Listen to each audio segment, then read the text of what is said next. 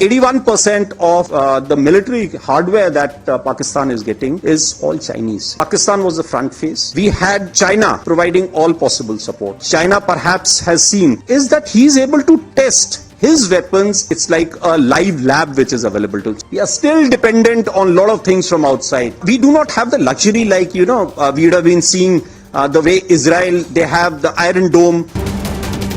Operation Sindoor को लेकर deputy chief of army staff lieutenant general Rahul R Singh ने कई बड़े और अहम खुलासे किए हैं। Lieutenant general Rahul R Singh ने कहा है कि ऑपरेशन सिंदूर के दौरान चीन पाकिस्तान को लाइव इनपुट दे रहा था। साथ ही चीन ने पाकिस्तान को भारतीय हथियारों के बारे में अहम जानकारियां दी।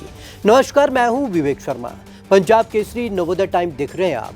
ऑपरेशन सिंदूर के दौरान तुर्की के ड्रोन और पायलट पाकिस्तान में ही मौजूद थे।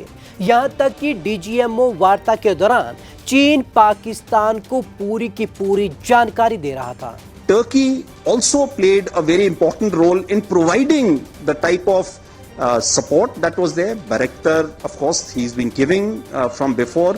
क्या बोले deputy chief of army staff? Deputy chief of army staff lieutenant general Rahul R Singh ने कहा है कि हमने एक साथ 3 दुश्मनों को मात दी। Lieutenant general Rahul R Singh FICCI की तरफ से आयोजित न्यू एज मिलिट्री टेक्नोलॉजीज कार्यक्रम में बोल रहे थे। उप सेना प्रमुख सिंह ने कहा कि पूरे अभियान के दौरान वायु रक्षा और उसका संचालन महत्वपूर्ण था। उन्होंने कहा कि हमारे पास एक सीमा थी और 2 विरोधी थे, वास्तव में 3। पाकिस्तान अग्रिम मोर्चे पर था। चीन हर संभव सहायता प्रदान कर रहा था। पाकिस्तान के पास 81% सैन्य हार्डवेयर चीनी है।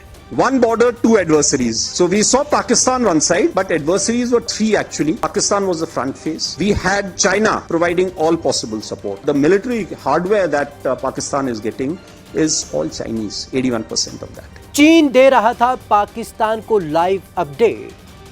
उन्होंने कहा कि चीन अपने हथियारों का परीक्षण अन्य हथियारों के विरुद्ध करने में सक्षम है, इसलिए उनके लिए एक जीवंत प्रयोगशाला की तरह है। तुर्की ने भी इसी प्रकार की सहायता प्रदान करने में महत्वपूर्ण भूमिका निभाई। जब डीजीएमओ स्तर की वार्ता चल रही थी तो पाकिस्तान को चीन से हमारे महत्वपूर्ण वेक्टरों के बारे में लाइव अपडेट मिल रहे थे। हमें एक मजबूत वायु रक्षा प्रणाली की आवश्यकता है। DGMO level talks were going on. Pakistan actually was mentioning that we know that your such and such important sort of vector is primed and it is ready for action. I would request you to perhaps, pull it back. So he was getting live inputs as far as from China. Operation Sindoor से मिले सबक। Lieutenant general Rahul R Singh ने कहा कि operation Sindoor से कुछ सबक मिले हैं। नेतृत्व द्वारा दिया गया रणनीतिक संदेश स्पष्ट था।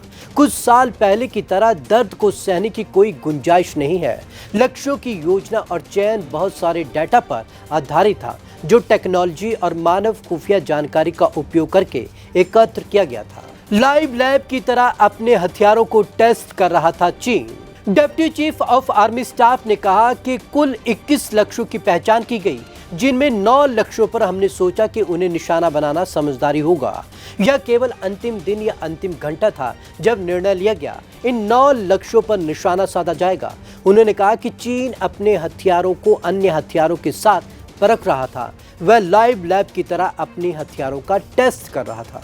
China perhaps has seen is that he is able to test his weapons against, say, various other weapon systems that are there.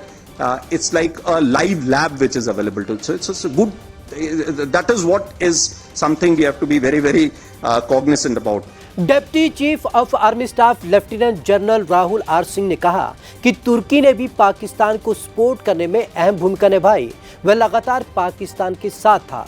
हमें मजबूत एयर डिफेंस सिस्टम की जरूरत है ताकि भविष्य में ऐसी चुनौतियों का बखूबी सामना किया जा सके। आपको हमारी ये रिपोर्ट कैसी लगी? कमेंट बॉक्स में जरूर कमेंट करें। विवेक शर्मा को दीजिए इजाजत। नमस्कार।